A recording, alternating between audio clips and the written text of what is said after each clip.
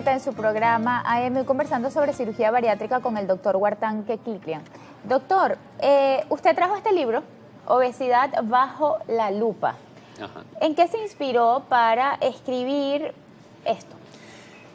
Primero que nada, me inspiré en mis pacientes, evidentemente, y cómo le ha cambiado la vida a los pacientes, pero también me inspiré en mi propia historia personal porque yo era obeso, mórbido, tenía un índice de masa corporal de 41, ese numerito estaba en 41, tenía múltiples enfermedades, era hipertenso, era ya diabético, tenía colesterol triglicérido elevado, lo que estamos hablando, no podía subir un piso por escalera, me hinchaba, estaba deprimido y ahí también cuento mi historia personal de cómo después de pesar 120 kilos recuperé mi vida otra vez.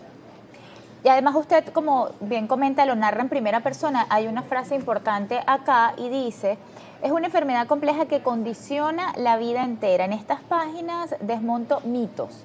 ¿Cuáles son esos mitos que existen sobre la obesidad? Porque todo el mundo lo ve como un problema de apariencia, es algo físico, es algo superficial y no.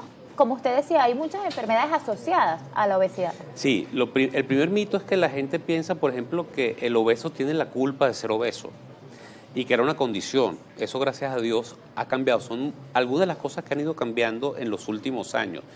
Ya se sabe que nadie tiene la culpa de ser obeso. Es una enfermedad que en el 50 al 70% de las veces es genética y que uno nace con esos genes y es imposible cambiarlo. Lo que uno puede cambiar es el medio ambiente y cómo influye ese medio ambiente en los genes. Entonces, una persona que tenga una genética para ser obeso sí tiene que esforzarse más para no serlo. Entonces, cambió de que ya yo no tengo la culpa de ser obeso, de que tengo la culpa de ser obeso a no la tengo, mejor dicho. Muchas veces éramos los mismos médicos los que le decíamos al paciente, pero si el culpable eres tú, come sano, haz ejercicio, cambia tus hábitos, y resulta que ese paciente tiene muchísimos genes y muchísimas hormonas luchando en contra de la pérdida de peso y más bien haciéndolo engordar. Entonces eso es uno de los mitos. Ya se sabe que el obeso no tiene la culpa de ser obeso, sino que tiene que recibir ayuda porque es una enfermedad. Aquí también usted dice el camino hacia la transformación gracias a los avances médicos y la epigenética. Vamos a hablar sobre esos avances médicos y sobre esos test que usted, también aplica para las personas interesadas. Sí, en los últimos años han habido avances en las cirugías, del modo como se realizan y nuevos procedimientos. Han habido avances en las técnicas endoscópicas, han habido avances, y lo sabemos todo, en las medicinas para perder peso, que están ahorita, son un boom a nivel global. Han habido avances en los cambios de paradigmas y han habido avances en los cambios en que se diagnostica la obesidad. Antes era solamente el índice de masa corporal, ahorita se aplican muchos otros métodos para diagnosticarlo independientemente del índice de masa corporal. Pero también se sabe la parte genética y epigenética. Epigenética es el medio ambiente y cómo influye en la expresión de esos genes. Influye muchísimo en que un paciente sea obeso o no sea obeso y en las enfermedades asociadas a la obesidad. Actualmente existen en el mercado muchos test genéticos, nutricionales y de otro tipo, y test epigenéticos que miden cómo ese medio ambiente influye en esos genes y en la forma en que ese paciente se transforma en obeso o con sus enfermedades asociadas.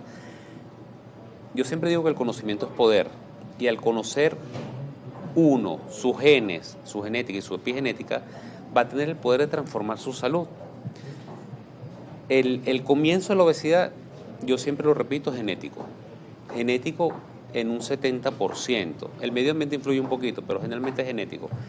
Entonces ese paciente, al conocer, por ejemplo, qué alimentos lo engordan, qué alimentos no lo engordan, qué suplementos tiene que tomar, qué no tiene que tomar, qué lo inflama, qué no lo inflama, y sus deficiencias a nivel celular, ese paciente tiene el poder de cambiar la forma en cómo se alimenta, en cómo se mueve, en cómo trabaja, y tiene el poder de cambiar inclusive su estado de salud y su peso corporal. ¿A partir de qué edad una persona se puede someter a estas pruebas y si son exámenes de sangre? ¿Cómo funciona? No, hay algunos que son en la saliva, otros que son un hisopado, por ejemplo, en la boca, hay otros que son una prueba de cabello, y se pueden someter a partir de cualquier edad. La genética no cambia, la genética, uno nace con los genes y fallece con esos mismos genes.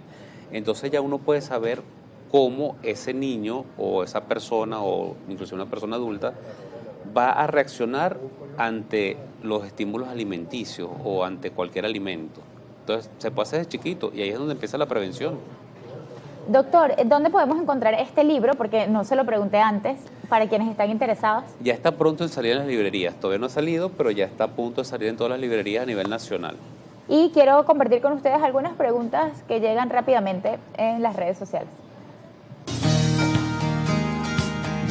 Angélica Rivera, ¿qué debo tener en cuenta si planeo tener hijos después de la cirugía bariátrica? Fíjate, lo que tienes que tener en cuenta es que ya hayas alcanzado un peso estable y evidentemente que estés bien nutrida. Esas son las dos cosas más importantes. Un peso estable, un buen estado de salud y estar bien nutrida.